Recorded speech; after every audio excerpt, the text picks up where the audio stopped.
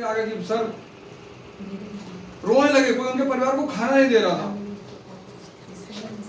और मेरे पास एक लड़कों की गैंग थी, यूथ थी, और मेरे साथ रह के किसी को पता नहीं, हमको बहुत डर लगता है लेकिन मेरे साथ रह के किसी को नहीं लगता।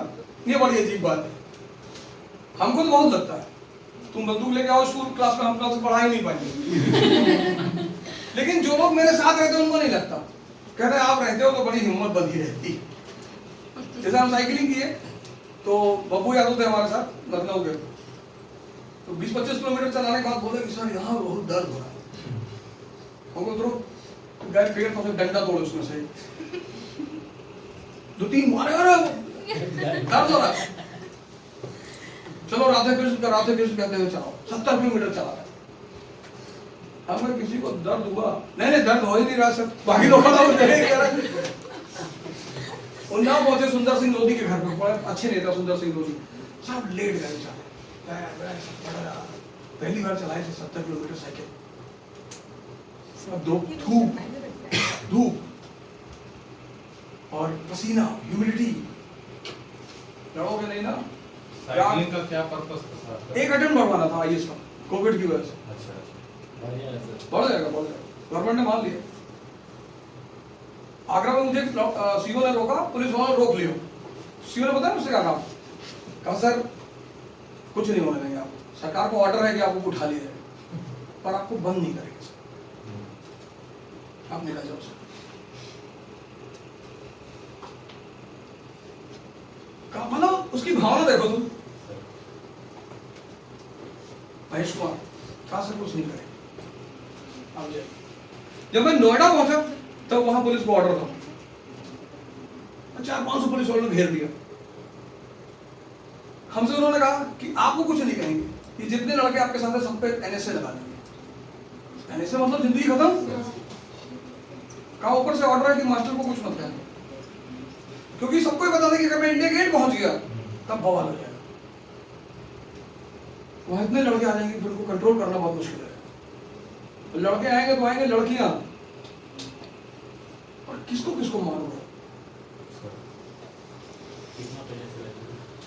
और मुझे सिर्फ अपने स्टूडेंटों को एक मैसेज देना था कि मैं सिर्फ बातें नहीं करता। जैसे लोग कहते हैं ना खड़े होकर बोलना बहुत आसान काम, लड़के भी दिखाएंगे, एग्जाम्पल देना पड़ता है ना। उसमें बहुत सारे लोगों ने गाली दिया, नेतागिरी कर रहा, अपना कैरियर बना रहा, बना ही रहे हैं, गलत क्या है उसमें गलत क्या है। राम ने रावण को मारा लोगों को बचाने के लिए, अपनी बीवी को भी तो बचाया। दुष्ट का नाश किया रावण का, प्रजा को बचाया, ठीक किया। अपनी बीवी को भी तो बचाया, अपना भी तो इंटरेस्ट जुड़ा था। इनकी बीवी नहीं उठती तो इनको दूसरों का कष्ट पता ही नहीं चलता।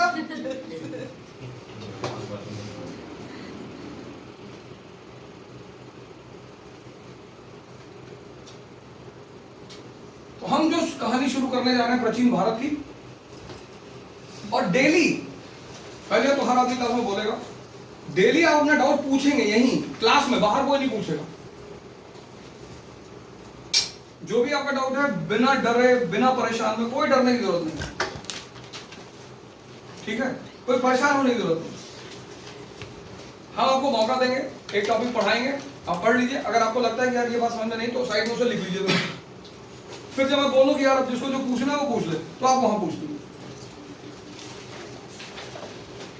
तो आज का जो पूरा इतने देर तक का क्लास था, उसका मोटिव, उसका जो कोर था, कोर वो ये था कि ध्यान से शुरू करेंगे और समझदारी पर ले जाएंगे। समझदारी पर डेवलप करना है, यह है कोचिंग का मुख्य उद्देश्य। बहुत सारे लोग दिल्ली गए, सीख ही नहीं पाए ये चीजें, नहीं सीख पाए, नहीं सफल हुए। तुम यहीं बैठ के सफल हो सकते हो। कोई काशी और अयोध्या और मक्का जाके कोई मुसलमान नहीं बनेगा या हिंदू नहीं बनेगा। तुम यही ईमान पैदा कर लो, तुम यही मुसलमान हो। जो कोर थिंग है, कोर वो पकड़ो। देवघर जाएंगे तो बाबा शिव हमको मानेंगे, बिल्कुल मानेंगे, जाइए अगर आपकी क्षमता है, बिल्कुल जाइए। लेकिन ऐसा नहीं कि आप वहां नहीं जाएंगे तो भगवान शंकर आपको नहीं मानेंगे। अगर आप संसार का कष्ट हर कर संसार की सेवा करते हैं, ये शिव का सिद्धांत है। अगर आप इस पे चलते हैं ये शिव सूत्र है कि अगर आप संसार का कष्ट हरने की क्षमता रखते हैं, आप इतने ताकतवर हैं कि लोगों का कष्ट हर सकते हैं आप, और आप इतने ताकतवर हैं कि लोगों की मदद कर सकते हैं आप, तो आप शिव के प्रिय हैं आप। और अगर आपकी क्षमता है आप देवघर भी चले गए तो ठीक है, पर ऐसा नहीं कि वो अगर आप नहीं जा पाए तो आपको निग्लेक्ट करेंगे वो, नहीं, आप काम तो उनका कर ही रहे हैं ना। रिलीजन दुनिया की सबसे अच्छी चीज है, हर आदमी को धार्मिक होना चाहिए, और सारे रिलीजन समान है। मार्क्स ने तब भी रिलीजन को अफीम कहा। कभी कभी आप गुस्से में ना गाली देते हो, जैसे अम्बेडकर कहते हैं ना कि if the thing can not be amended it should be ended. अगर कोई चीज सुधर नहीं सकती उसको खत्म कर दो। ब्राह्मण धर्म बुरा नहीं है, अच्छा है, उसकी कुरीतियां बुरी हैं। तो जब उन्होंने देखा कि कुरीति खत्म होने का नाम ही नहीं ले रही, तो बोले ब्राह्मण धर्म ही छोड़ दो, तो बौद्ध हो गए। धर्म ने बहुत शोषण किया लोगों का, आज भी कर रहा है। धर्म ने नहीं किया, पुरोहितों ने किया। धर्म किसी का शोषण नहीं करेगा। तो गुस्से में कह रहे हैं अफीम है, अमृत भी है अगर समझ जाओ तो, दोनों बातें। जैसे धर्म ग्रंथों ने कहा स्त्री नरक का द्वार है, अगर उसको भोगने की कोशिश करोगे तो है। जब तुम किसी को यूज करने की कोशिश करोगे तो वो तुम्हें एक्सप्लॉइट नहीं करेगा।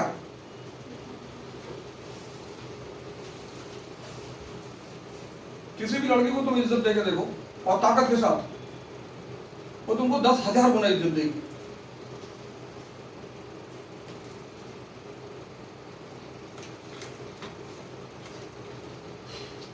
तुम करके तो देखो ताकत के साथ, कमजोरों की इज्जत दोगे तब वो मजाक उड़ाएगी तुम्हारा, तब तुम मिर्जापुर के राजा हो जाओगे।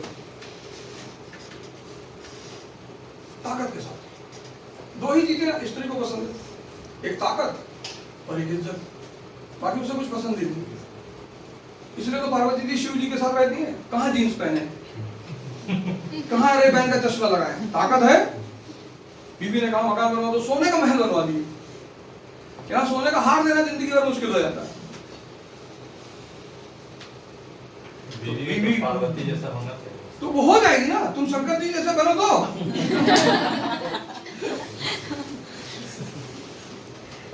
तुम शंकर जी जैसे बनो तो दोनों को होना बिल्कुल। जिस दिन तुम शिव हो जाओगे, वो देखो माधुरी को, सीएम की बेटी पार्वती है, शंकर बना दे रही है। सोचते हैं कि जब तुम इतने दबंग आदमी किसी को भी गरिया देते हो, अदा देखो सीएम के सेक्रेटरी को कहता पटाख के मार के भी तुमको यहीं पे। सीएम का सेक्रेटरी आनंद गिर पड़ता उसके ऊपर हल्का से, कहता सॉरी, कहता साले निकाह के बहुत मारेंगे यहीं पे। और दीदी वेट कर रही थी, दीदी से कहते फोन करने के लिए, तुम काहे कर रहे हो? तो वो लड़की वो देख रही उन चीजों को, किसी का लोड ही नहीं है। ये तो बंदा किसी से डरता ही नहीं। तुमको उसके अंदर बुराई दिखती होगी, उस लेडी को उसके अंदर उसकी बड़ी बड़ी अच्छाइयां दिखाई पड़ी। सीजन में आईएएस भी बनने बोल रहा था उसको। हाँ कह रहा था आईएएस बनो, जाओ आईएएस बनो। तो वो देखने का नजरिया है, और देखने का नजरिया अगर अच्छा हो जाए, अरे तो तुमको महान बनाने से कोई बचा ही नहीं सकता। बस एक और चीज बदल लो, नजरिया। स्त्री जा रही सड़क पे, बहुत खूबसूरत स्त्री, देखो ये भी नहीं कि आंख बंद कर लिए, आओ नहीं लड़की नहीं देखो, देख ले बदतमीज, देख ले अच्छी है, देखने में कोई दिक्कत नहीं है, लेकिन अच्छी निगाह से देख लो। अपने घर में भी तो स्त्रियां हैं, जब तुम उन्हें अच्छी निगाह से देख सकते हो तो उसे देखने में क्या करें। और तुम्हारी निगाह से तुम्हारे हार्मोन रिलीज होते हैं। तो अगर तुम स्त्री को बुरी निगाह से देखोगे, हर पल तुम्हारा हार्मोन रिलीज होगा। इसलिए तो हम लोगों को बहुत वीक है इस वक्त अंदर से, क्योंकि नजरिया खराब हो गया। तो अपने घरों में सुनो, बाबा थे वो 100 साल हो जाते थे, भैंस पटक दिया था उठा के, तो वो ताकत कहां से थी? वो इंटरनल ही थी। और तुम खुद उस ताकत के रिजर्वॉयर हो। चेक करो, बहुत थके हो, दिन भर कोई काम करने का मन नहीं कर रहा, धीरे धीरे चल रहे हो, कुत्ता दौड़ा लिया, भाग 80 की स्पीड पे, तो वो कहीं ना कहीं एनर्जी थी ना अंदर। ध्यान है उस एनर्जी को एक्टिवेट करने का तरीका। तो आज हम लोग शुरू करेंगे प्राचीन भारत का इतिहास, और उससे पहले आप ये डायग्राम बनाएंगे। एक छोटा सा डाउट है, जैसे एक मिनट पूरा कर लें, डाउट लिख लिया करो और सारे क्वेश्चन पूछो, और जो क्लास से अलग डाउट है, पर्सनल है, वो क्लास के बाहर पूछो, उसे क्लास में मत पूछो, उससे क्लास का टाइम जाया होगा। तो जो तुम्हारे पर्सनल क्वेश्चन है वो तुम बाहर पूछ लो, जो तुम्हारे पढ़ाई से संबंधित प्रश्न है वो तुम अंदर पूछ लो, ठीक है ना। अब प्राचीन भारत की जो कहानी शुरू होती है, ancient India, ancient India main कहानी, the main story starts from Vedic period.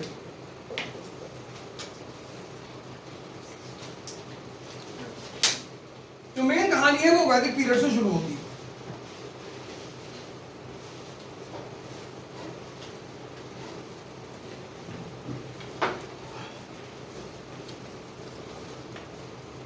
और सुबह नाश्ता करके आना हल्का सा, खाने का और पढ़ाई का बहुत संबंध है। 15 अंडा खा लिए, 10 रोटी खा लिए, 2 गिलास दूध पी गए, तो सारा खून यहां चला आएगा। फिर ऐसे ऐसे करो क्लास में, तो 1 गिलास दूध पी लो, 2 रोटी खा लिए, चल जाए, मरोगे नहीं, इतना याद रखो। पहलवानी नहीं कर रहे। दिल्ली में क्लास में लड़के जब 2 बजे की जो क्लास होती है बड़ी खतरनाक होती है, इतना दाल, इतना चावल डाल खा बैठे क्लास में।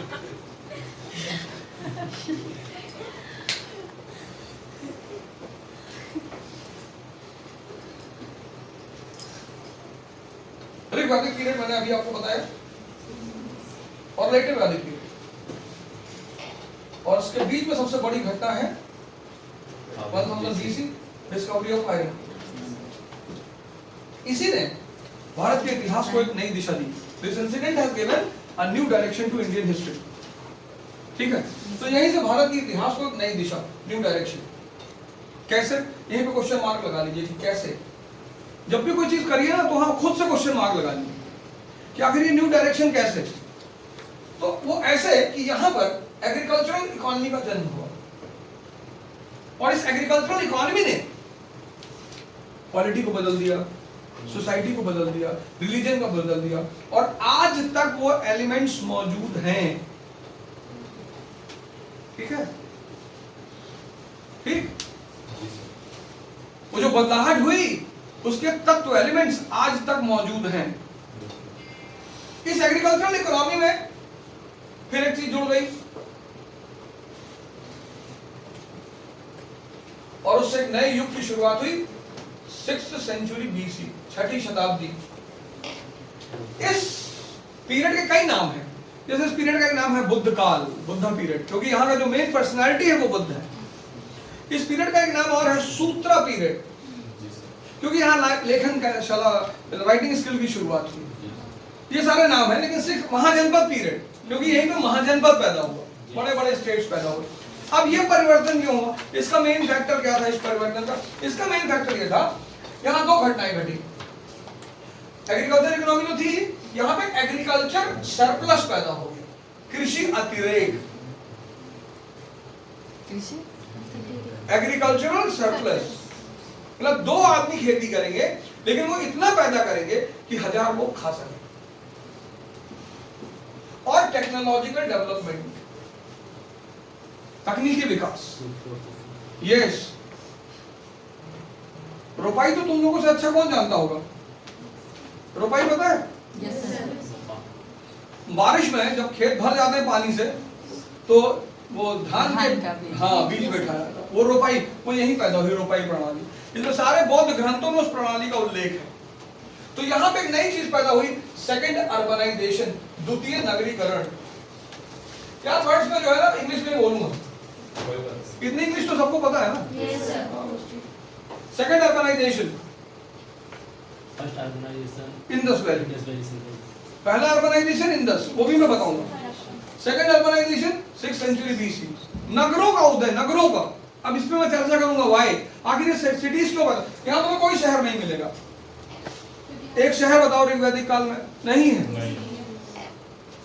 यहाँ तुम्हें इतने शहर मिलेंगे, राजगीर, वैशाली, पावापुरी, काशी।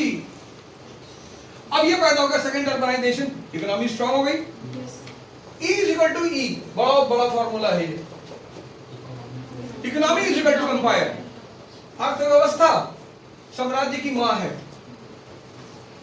मुन्ना, लाला, अखंडानंद, ये सारे अर्थव्यवस्था के पीछे क्यों पड़े हैं? इमरान चाचा इज्जत के पीछे पड़े हैं। लड़ वो भी रहे हैं, लेकिन इज्जत के लिए लड़ रहे हैं। देखो, इमरान चाचा भी लड़ रहे हैं और गुड्डू पंडित भी लड़ रहा है, लेकिन सबको इकोनॉमी की चिंता है। अफीम के खेत।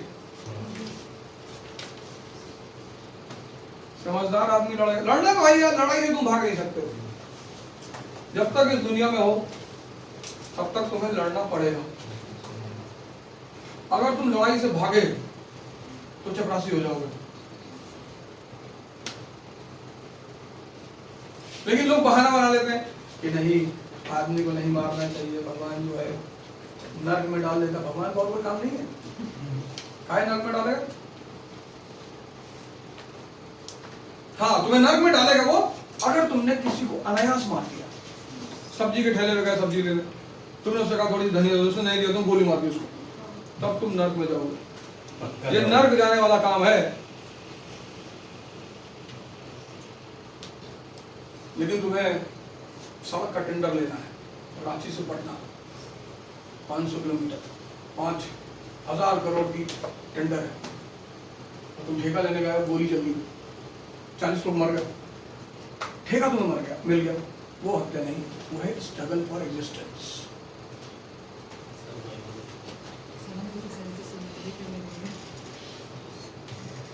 अब तुम आईपीएस हो गई, दाऊद इब्राहिम तुम्हें मिल गया कहीं अकेले में। उसने कहा देखो बहन जी, हमारे भी 10 लड़के हैं, 4 बीवी हैं, परिवार है हमारा बहन जी, और तुमने उसे छोड़ दिया, फिर तुम मारी जाओगी।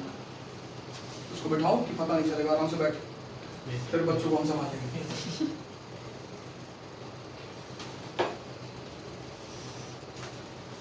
अगर वहां तुमने कह दिया कि नहीं नहीं, हम तो जैन हैं, अहिंसा हमारा धर्म है, ये कहने के लिए है। तुम देखो दुनिया में हर आदमी ड्यूअलिज्म का शिकार है, द्वंद्व का। मैं पता क्यों? जो पढ़ाई होती है स्कूल तक, वो बड़ी सैद्धांतिक होती है, और दुनिया है व्यवहारिक। तो जो सिद्धांत को दिल में बिठा लेता है कि झूठ नहीं बोलना चाहिए, वो भिखमंगा हो जाता है।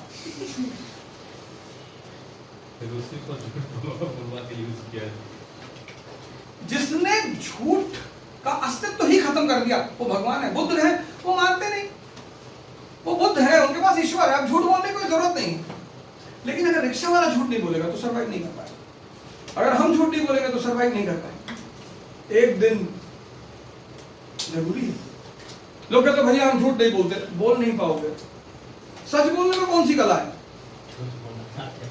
सूरज चमक रहा है, सच है, उसमें क्या साबित करना है? सूरज नहीं चमक रहा है, जबरदस्ती बोलते, ये साबित करना पड़ेगा। और जितने लोगों को साबित करा ले जाओगे वो सब तुम्हारे भक्त हो जाएंगे। अरे अरे भैया, भैया ने तो क्या बताया कि दिन में कितना अंधेरा रहता, हम लोग देख ही नहीं पाते। इसलिए झूठ बोलना एक कला है।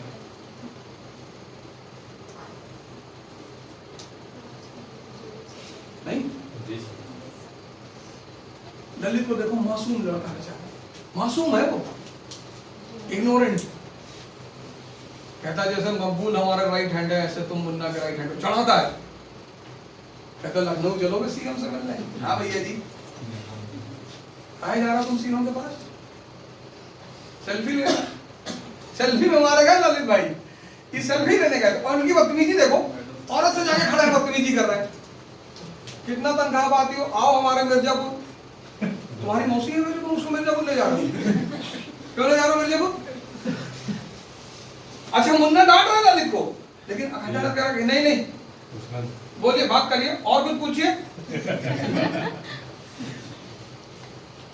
दूसरे की ताकत पर कहीं मत जाओ, जहां जरूरत ना हो वहां कभी मत जाओ।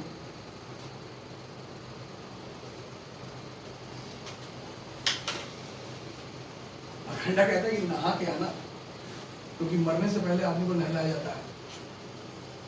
उसकी कुछ समझ में नहीं आया, कहता नहीं नहा धो के आना। अरे भैया आएंगे तो नहा धो के आएंगे, कहने की जरूरत क्या थी?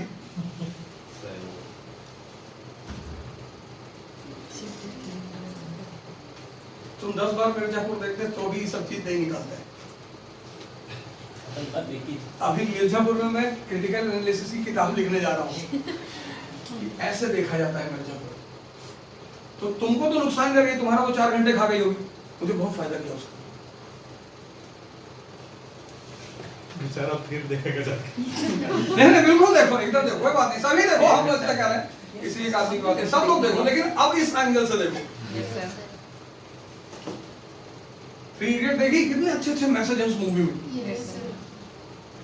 कहता मैं जानता हूं कि आप पढ़ा तो मुझसे अच्छा लेंगे, मैं आपको बता रहा हूं कि पढ़ाते कैसे।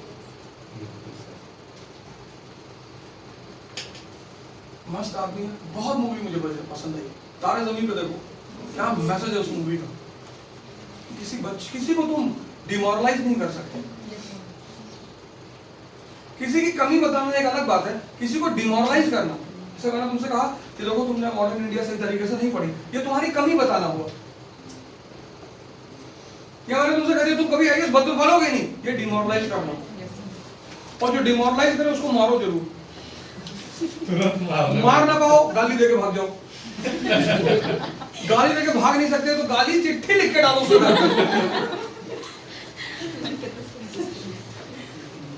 ईंटा मार दो, उससे कार का शीशा टूट जाए। जो भी तुम्हें डिमोरलाइज करे उसको जीने मत दो।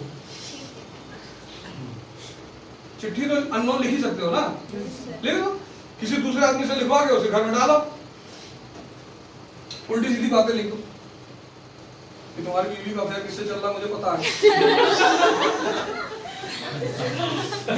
फिर वो लाइव टेप कभी नहीं बोले, उलझ जाएगा वो। बीवी का अफेयर, बीवी के बारे में मत लिखना, ऐसे काम मत कर। कुछ और ही लिख दो उल्टा सीधा, उसको कस दो, उसके परिवार के किसी को मत दो, उसको दो।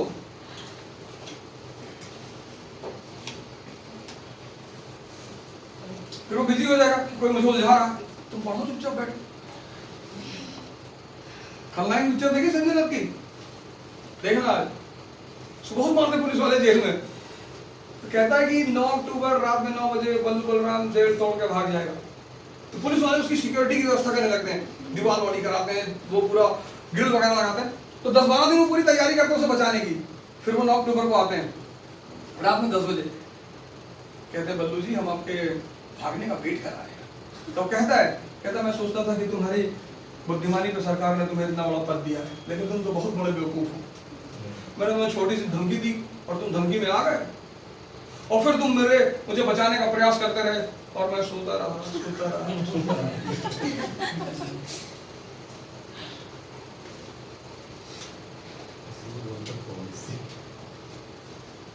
यहाँ शराब पी के लोग नाली में पड़े हैं, वहां एक आदमी है शराब पी के पड़ रहा है, क्योंकि जो काम ध्यान करती है वो शराब भी करती है, लेकिन शराब का नुकसान बहुत ज्यादा है, किडनी भी खराब करा देती है। ये तुम्हारा सबकॉन्शियस शांत कर देती है, वो जिसको तुम ध्यान से शांत करना चाहते हो। इसीलिए शराब की इतनी वैल्यू है दुनिया में, हर आदमी परेशान है, और जो जितना बड़ा गरीब है वो उतना बड़ा शराबी भी हो सकता है। इसलिए गरीबों को शराब से बहुत दूर रहना चाहिए। उसके घर में चुनौतियां बहुत होती हैं, 4 बेटी हैं, बड़ी हो गई, उनकी शादी करना है, और उसी में अगर किसी ने एक घूंट पिला दिया तो वो बेचारा 4 घंटे के लिए मर गया, बस वो सड़क पे, वो गलत नहीं है। जैसे आप कभी देखते होंगे कोई सड़क के किनारे पड़ा शराब पी के, तो आप बड़ा गाली देते हो, नालायक जो है बदतमीज शराब पीते हैं। कभी उसकी जगह पे जी कर देखो,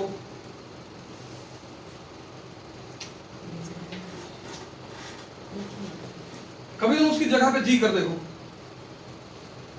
क्या लड़कियां शराब पीने लगी, लड़कियां दारू पीने लगी, लड़कियां सिगरेट पीने लगी, क्योंकि अब लड़कियां भी बाहर निकलकर काम कर रही हैं। जितना प्रेशर एक लड़के को काम करके है उतना उनको भी है। जितना प्रेशर एक लड़के को है ना कि कंपनी ने टारगेट दे दिया 10 लाख का, लड़का सिगरेट पी रहा है कि मेरे को प्रेशर बहुत है, और लड़की मजा ले रही है उस प्रेशर का, वो भी परेशान है। और निकोटीन तुम्हारे ब्लड फ्लो को स्लो कर देता है, तो थोड़ी देर के लिए तुम्हें राहत देता है। कि जितने भी नशे हैं ये तुम्हारे सबकॉन्शियस को मार देते हैं कुछ समय के लिए, 4 घंटे के लिए, 5 घंटे के लिए। तो वो जो 5 घंटे तुम कोमा में रहते हो वो तुम्हारा आनंद का टाइम होता है, तो तुम कहते हो बड़ा मजा आया, बड़ी डीप स्लीप आई। वही चीज तुम ध्यान से भी कर सकते हो। इसलिए इस्लाम कहता है कि जब ध्यान का ऑप्शन तुम्हारे पास है नमाज का, तो उसको कर लो। और सारे धर्मों ने ध्यान का ऑप्शन दे दिया कि आप कर लो। तो जब तुम्हारे पास एक अच्छा ऑप्शन है तो गलत ऑप्शन ऑप्ट करने की क्या जरूरत है?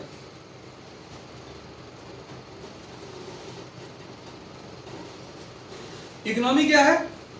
मदर है किसकी? एम्पायर की। तो यहीं पे तुम देखोगे मौर्यन एम्पायर,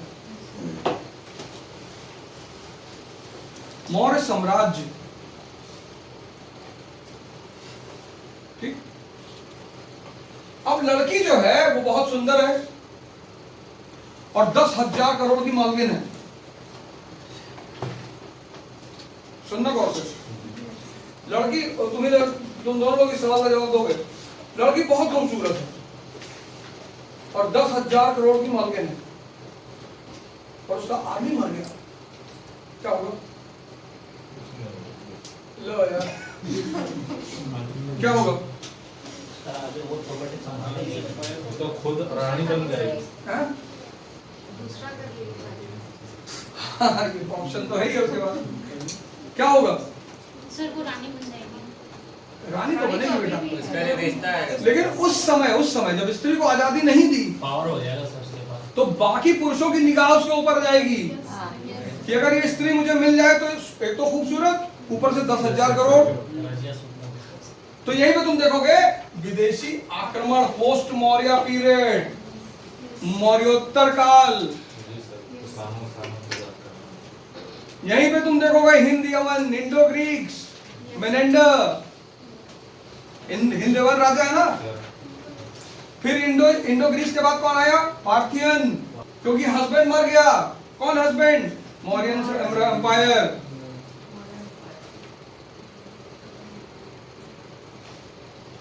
बात कनेक्ट हुई? Yes sir. तो क्या हुआ कि विदेशी आक्रमण, क्योंकि हमारा जो घर है वो स्लम एरिया के हमारे घर के चारों तरफ स्लम एरिया है। ये अफगानिस्तान, नेपाल, ये सब भिखमंगों के देश हैं। और अगर तुमने स्लम एरिया में एक मार्बल का महल बनवाया 2 बीघे में, और तुम्हारे पास रोल्स रॉयस और ऑडी और पता नहीं कौन सी गाड़ी और हेलीकॉप्टर है, तो जिस दिन तुम कमजोर पड़ोगे इस अगल बगल के लोग तुम्हारे घर में कूदेंगे। इसीलिए भारत के इतिहास में विदेशी आक्रमण एक बहुत इंपॉर्टेंट है। आर्यंस आए, शक आए, कुषाण आए, हूण आए, तुर्क आए, मंगोल आए, मुगल आए, ये सब क्यों आ रहे हैं? क्योंकि ये सब सोने की चिड़िया है। आज भी है सोने की चिड़िया। इस देश से 1 साल में गरीबी दूर हो जाए, बस इस देश के लोग नेता फिर से चुन ले अंबेडकर की तरह, आदमी तो लोग आ रहे हैं पटेल की तरह, मौलाना आजाद की तरह, एपीजे कलाम की तरह। अगर उस तरह के नेता फिर आ जाएं, मैंने कहा ना बर्लिन यूनिवर्सिटी से डॉक्टरेट की डिग्री है राम मनोहर लोहिया की, और वो कहां सोते हैं? ऑफिस के बेंच पे। पैसा नहीं है। उस समय के लोग जो पढ़ने विदेश जाते थे उनको कैसे पॉसिबल हो सकता है? नहीं, वो अच्छे खासे थे लोहिया, और स्कॉलरशिप मिलती थी ना। नहीं, बहुत सारे ऐसे नेता हुए जिनका शिक्षा विदेशों में हुई हाँ, उस समय। जैसे अंबेडकर साहब को राजा साहब ने दिया पैसा, फाइनेंस किया। जिसको भी लगता था कि यार ये आदमी भविष्य में कुछ कर सकता है, आज भी तो मिलता है। हमको 2-3 पार्टियों ने ऑफर दिया कि आप स्पोक्स पर्सन बन जाइए हमारी पार्टी में, 22 का इलेक्शन लड़ जाइए, 24 का इलेक्शन लड़ जाइए। क्योंकि लोगों को लगता है कि यार बोल भी अच्छा लेता है, भड़का भी लेता है, नॉलेज है और ग्राउंड में उतर के खेलता भी है। सर आप अभी इलेक्शन लड़ने वाले हैं? लड़ेगा बिल्कुल, कैसी बातें कर रहे हैं। तो वो जिंदगी में खुराफात चलती रहनी चाहिए। देसी का तो ये नहीं कि शादी कर लिए 2 बच्चे, शादी भी करो, एकदम करो, समाज की हर मान्यता को मानो, समाज को मत तोड़ो। समाज में जब तुम जाओ तो सामाजिक बनकर कि शराब नहीं पीनी चाहिए और तुम स्प्राइट के बोतल में 2 घूंट मार लेते हो। जो भी शराब पिए फांसी पे चढ़ा दो उसे। तो तुम राजा। अगर तुम जो बोलते हो वो तुम करते हो तो तुम संत, और जो तुम बोलकर नहीं कर पाते हो आम आदमी।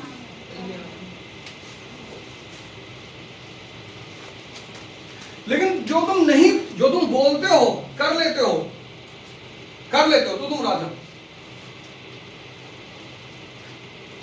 नहीं कर पाते और तुम जो, और राजा कौन? देखो अखंडानंद वगैरह बाहर निकलते, देखो माधुरी को कैसे बोलती है, हम भयमुक्त समाज करेंगे, और जिसकी गाड़ी में बैठ के आई उसमें अवैध असलाह रख, तभी तो वो कहता है। इसीलिए उस पार्टी में जो चुनाव चिन्ह रखा गया आम, कि चूसे जाओगे बेटा।